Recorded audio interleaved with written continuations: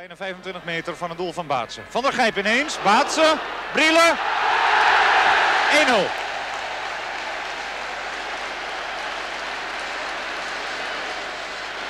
Prima natuurlijk die vrije trap van René van der Gijp op de vuisten van Grit Baatsen.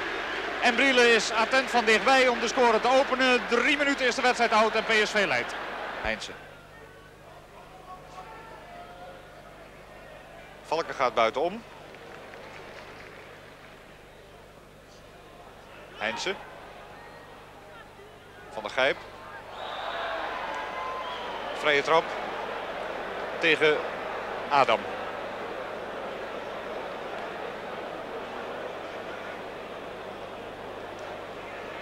Uit een dergelijke vrije trap en ietsje verder weg ontstond het openingsdoelpunt van PSV.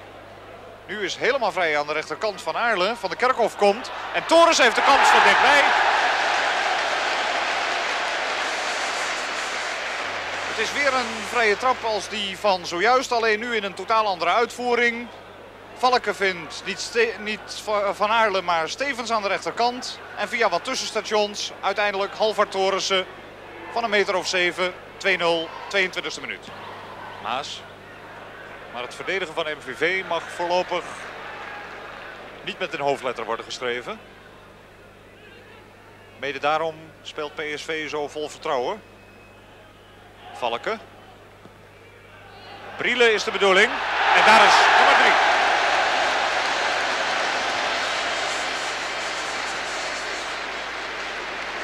Valken vindt Brielen, de verdediging van MVV, staat erbij en kijkt ernaar. En na 26 minuten is de wedstrijd feitelijk beslist bij 3-0. Valken. Gerets. De Laie. Tal. Van de Kerkhof. Vermeulen vanaf rechts. Dus gevaar voor Van Breukelen. Brandt springt in eerste instantie met het hoofdredding. Maar dan Nanninga. Weer Van Breukelen. En het doelpunt. MVV komt toch terug. 10 minuten voor de rust. In eerste instantie de inzet van Nanninga tegen Van Breukelen. In de rebound is het Huub Driessen die de stand op 3-1 brengt. Van Aarle. PSV is duidelijk een versnelling lager gegaan, maar af en toe schakelt het plotseling in de demarrage weer iets tandje hoger. Lokhoff. Torissen. Ter illustratie. Rustig speelt PSV de bal rond. Maar plotseling dan toch de demarrage aan de rechterkant. En Torissen die met het hoofd goed de korte hoek vindt. Zo'n 4 minuten voor rust is de marge weer 3 doelpunten bij 4-1. Heinze.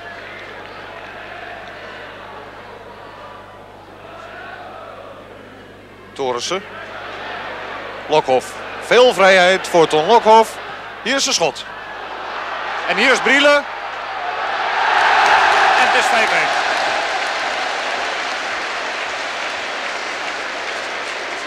Ton Lokhoff kan regelmatig zijn ogen bijna niet geloven zoveel ruimte als hij krijgt. Zijn schot wordt weliswaar nog door Baatsen gekeerd. Maar Brielen heeft alle tijd en alle gelegenheid om de stand na 11 minuten in de tweede helft op 5-1 te brengen. Van Aarle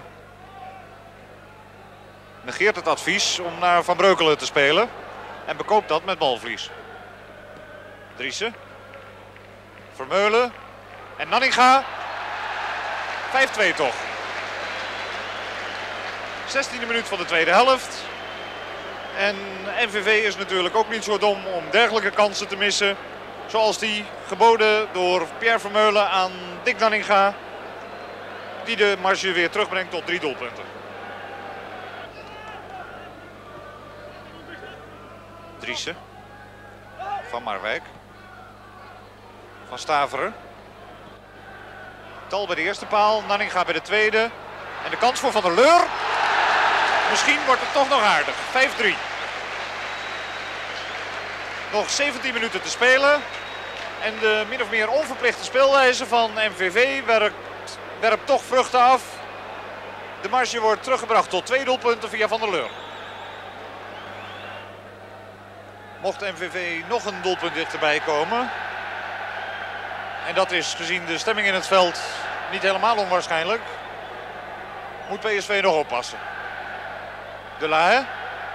Vlag omhoog voor buitenspel. En Blankenstein had zich een boel zorgen kunnen besparen door gewoon het advies van de grensrechter op te volgen. Want kijk naar Barry Hoeks. Die is nu al daar in het veld. En de grensrechter kan niks anders doen dan hem volgen.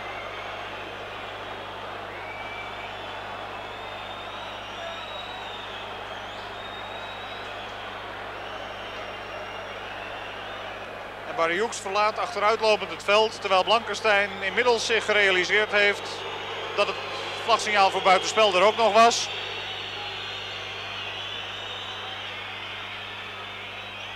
Nog 1 minuut te spelen bij de vrije trap van MVV. MVV dat in ieder geval voorkomen heeft dat het herstel van PSV na de 2 gelijke spelen in de laatste 2 wedstrijden langer duurde dan een uur. Na 5-1 heeft PSV vrijwel niets constructiefs meer ondernomen. MVV is teruggekomen tot 5-3. Maar had te weinig tijd om de wedstrijd echt naar de hand te zetten. Hoewel Van Marwijk een schitterende vrije trap neemt. Maar ook op de inzet van Van Staveren redt Van Breukelen. En zo blijft het 5-3. Tenzij deze voorzet van Van Marwijk nog zoden aan de dijk zet. Maar via Heinze gebeurt dat niet.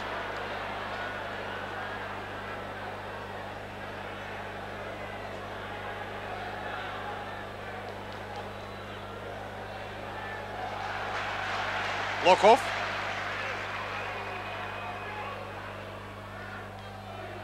Torissen. Eindstand 6-3. Torissen scoort na exact 45 minuten. Het is zijn derde. Brielen maakte er 3.